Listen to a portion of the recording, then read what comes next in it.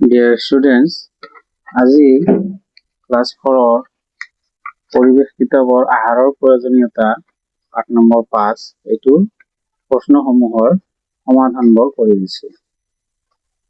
1 নম্বৰত আছে তলত দিয়া প্ৰশ্নসমূহৰ শুদ্ধ উত্তৰ অনুযায়ী কাষৰ গোল চিহ্নটো পূৰ কৰা। ক নম্বৰ শৰীৰৰ ৰোগ প্ৰতিৰোধকাৰী পৰিপোষকবিধ কি? এইটো উত্তৰ হয় 4 নম্বৰ ভিটামিন আৰু খনিজ লৱণ। খ নম্বৰ তলৰ কোনটো শৰ্কৰা সমৃদ্ধ খাদ্যৰ গোট? এটিৰ উত্তৰ হয় 2 নম্বৰ ভাত, ৰুটি, চিৰা, পিঠা। গ নম্বৰ আমাৰ শৰীৰেৰ বাবে প্ৰোটিন কিয় প্ৰয়োজনীয়? এটিৰ উত্তৰটো হল 2 নম্বৰ শৰীৰেৰ গঠন আৰু বৃদ্ধিত সহায় কৰে। এতিয়া নেক্সট পেজত ক অংশৰ লগত খ অংশ আস্তানি মিলোৱা। ইয়াতে মিলাই দিয়া আছে পানী খাদ্য হজম কৰাত সহায় কৰে, চৰ্বি শৰীৰক তাপ আৰু শক্তি যোগান ধৰে, অত্যধিক পৰিমাণৰ তেল, চেনি, মছলাযুক্ত খাদ্য শৰীৰৰ বাবে অপকাৰী, শাক-পাচলি, ফল-মূল শৰীৰক ভিটামিন আৰু খনিজ লৱণ যোগান ধৰে। 3 নম্বৰত আছে খালি ঠাই পূৰ কৰা। কম আহাৰত প্ৰয়োজনীয় পৰিমাণৰ সকলো পৰিপোষক থাকে।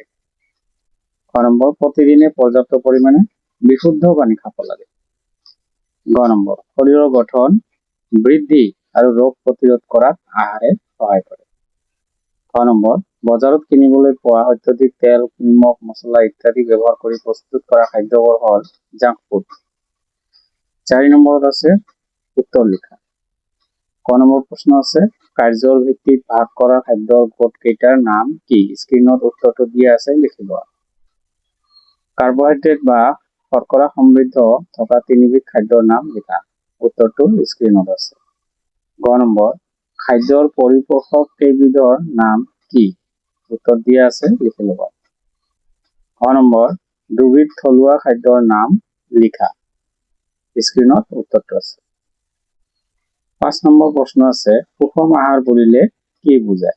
ইয়াৰ উত্তৰটো তোমালোকে স্ক্ৰীনত দেখা পাই আছা, এইটো লিখি লোৱা।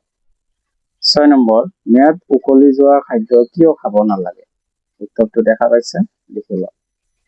7 নম্বৰ শব্দ তালিকাখনত থকা ফল-মূল আৰু শাক-পাচলিৰ নামবোৰ বাছি উলিয়াই বহীত লিখা। এই তালিকাখন তোমালোকে দেখা পাইছা, ধুনীয়াকৈ বুজাই দিয়া আছে, এইখিনি তোমালোকে কৰি লোৱা। ধন্যবাদ। আজিৰ ভিডিও ইয়াতে সমাপ্ত। Like, comment, share and subscribe.